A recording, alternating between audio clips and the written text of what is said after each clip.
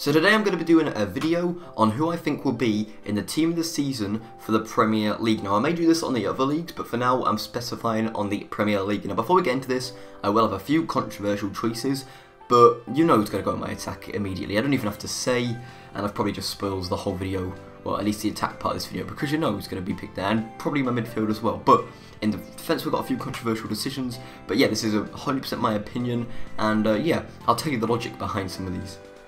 So coming into the start of this team, we have the goalkeeping position, and this is going to be one of the controversial players I was talking about at the start of the video. This is going to be Victor Valdez. Now, he is, I should say, only 9th in Premier League clean sheets, or he's drawing 8th rather with Petr Cech.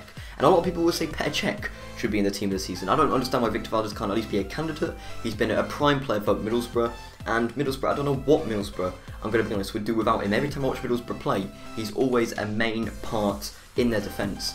Anyway, coming on to the right back now, we have Antonio. Now Antonio is a player which I feel a lot of people may have picked for the team of the season. I've not watched a lot of videos on predictions, but he is a very outstanding player. He's already got an inform, I'm pretty sure, but Antonio, I think, really deserves to be in the team of the season. He's, like Victor Valdez, the most crucial player in the defence, in the defensive side, I should say, of West Ham.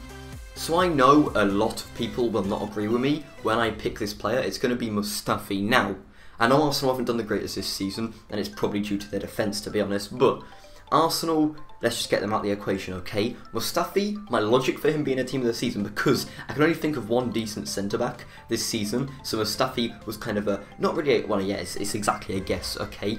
But Mustafi, my reason behind it is he's got a man of the match card, I'm pretty sure, and he's got an inform card, and what I'm thinking is if EA think he's done that well that he deserves them 2 cards, then they may think he's done that well that he deserves a team of the season. That's my thinking behind it. But I couldn't think of another centre-back, so that is the reason why Mustafi is there. And I've also got an honourable mention at the end of the video, which has another centre-back, which I think deserves it more than Mustafi, or way more than Mustafi, but I feel like Mustafi will probably take that place. So now we have a player who is controversial, because I don't think a lot of people have picked him, but I think he's a standout player, at least for the team he plays for. He's already got 2 informs, an 81 rated and an 84 rated, and he was in one of the most recent team of the weeks actually. I'm pretty sure the one before this one, so he's a really good player. We're on about Kane here, I should have said his name, but we're on about Kane here. You can see him in the team there, and overall he's just a brilliant all-round player. I can't specify one part of his game that's just absolutely extraordinary, but he is a really good all-round player. He's quite pacey, he's really defensive, and when I watch Burnley play, he's a bit like Antonio and Valdez, and when I watch Burnley play, he's the only player I really see. So coming into the left back position, we have a player who plays for the best team so far in the Premier League. And I'm not saying that just because I support this team, but I'm saying that because they're top of the table. Obviously it's Chelsea, and we're going to have Marcos Alonso. Now I could have picked Cesar Azpilicueta, but the reason I'm going for Marcos Alonso is his overall stats. And this is in real life, not in the game. Although he's really OP in the game, he's a really good player. And I think he'll get like an 87 or 88, probably like an 86 maybe rated card if he gets a team of the season, and that'll be pretty good. But he has got second most goals, I should say, in the Premier League for a defender, which is really good for a defender as well. That's really good. He's also second in clean sheets for a defender, only being beaten by Azpilicueta, obviously his teammate. So he's second in them 2 aspects, and he's 10th in assists, which, I don't know, that's just really, really good. A really all-round player. I mean, assists, I'd expect more goals than, more assists and goals, to be honest, from a left back. But no, he scores, and he does score more often than you think. I think he's scored maybe about 13 goals this season. So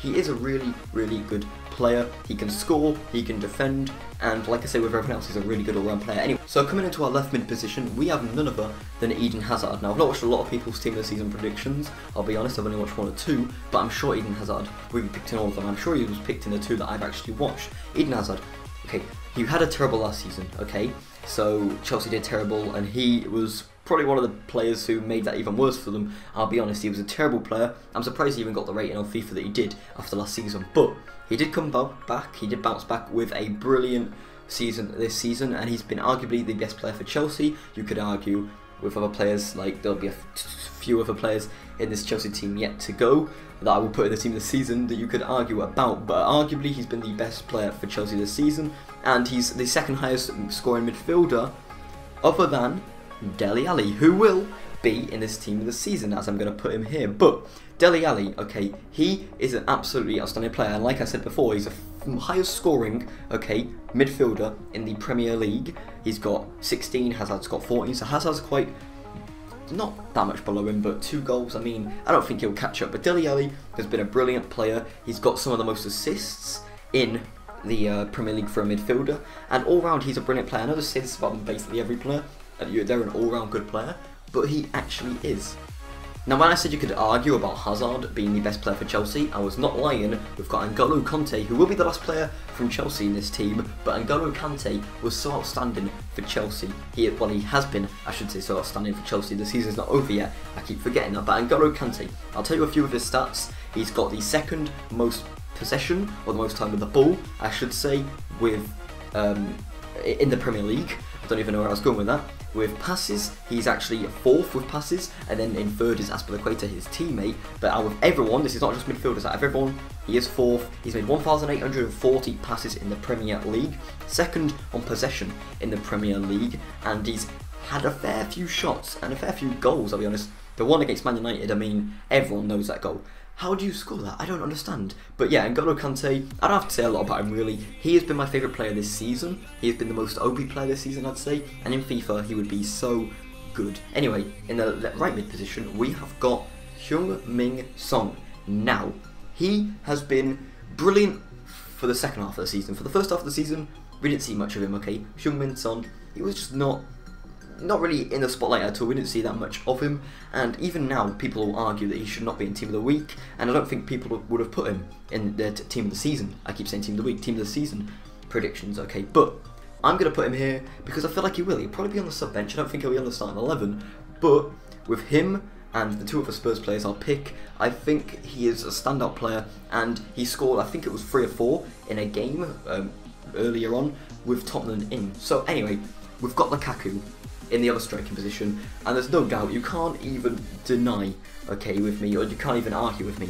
it's the right word to use there, that Lukaku does not deserve to be in the team of the season. He is the top goal scorer in the Premier League, he's made some of the most touches in the Premier League, he's had the most shots in the Premier League. Lukaku is just all around an outstanding player, and my other striker would actually be up there in the goal scoring, and he is, but he would be, I'd say, at least on level terms with Lukaku at goal scoring if he wasn't out injured. But in my strike, I'm going to have none other than Harry Kane. Now, Harry Kane, just like Lukaku, brilliant goal scorer. There's not much I can really say about these 2 players.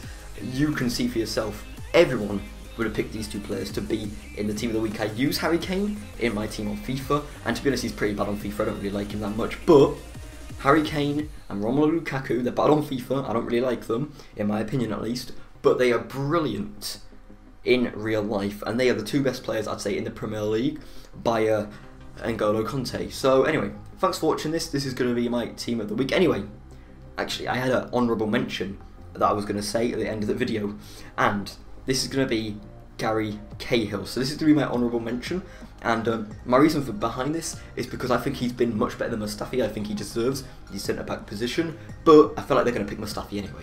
Cahill, I don't know, we've got him in our club, but Cahill doesn't seem to be a player that they'd choose. I don't know why. I don't think he's even got an inform card, but he's been really good for Chelsea this season, and I'll be disappointed if he doesn't get a Team of the Season card. But yeah, again, I don't think he will. It'll probably be Mustafi, even though I don't think he deserves it. Anyway, thanks for watching. This has been the Team of the Week. You can see on screen now, this is my Team of the Week, and put down, out of these players that I've chosen, who is your favourite player? Mine would have to be either N'Golo Kante or the 2 strikers, because, I don't know, N'Golo Kante has been the most clinical. If it wasn't for him, Chelsea wouldn't be here. And, to be honest, the 2 strikers, I mean, they've changed the game, basically. Anyway, thanks for watching, and I'll see you in the next video.